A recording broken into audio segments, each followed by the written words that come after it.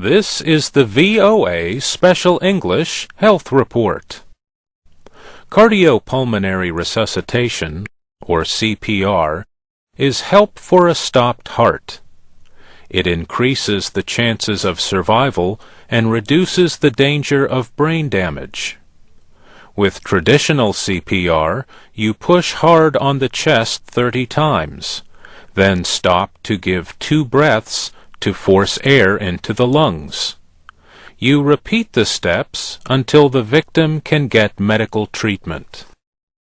But people may worry about getting sick from blowing into a stranger's mouth. Also, the training is easy to forget, especially in a crisis. And those without training may be afraid to do anything for fear they will do something wrong. So now the American Heart Association has simplified its guidelines and is calling for hands-only CPR. Here is how it works. A person has collapsed and is unconscious. The victim has lost color in the face and does not appear to be breathing. These are signs of cardiac arrest, and this is the time to begin CPR. Place your hands, one on top of the other, on the center of the chest. Push hard and fast. Aim for a rate of about 100 presses in a minute.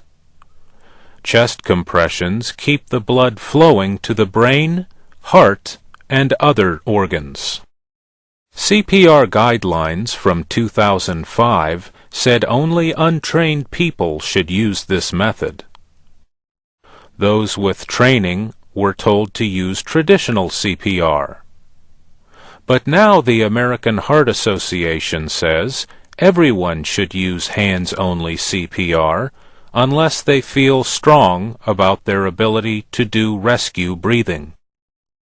The organization says the hands-only method was just as effective as traditional CPR in several studies.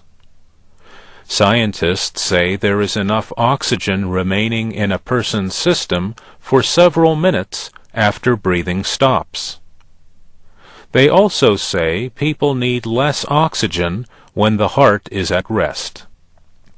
The American Heart Association recommends hands-only CPR for use on adults who suddenly collapse. It says traditional CPR with a combination of breaths and compressions should be used for babies and children. Traditional CPR should also be used for adults who are found already unconscious and not breathing normally. And it should be used for any victims of drowning or collapse from breathing problems.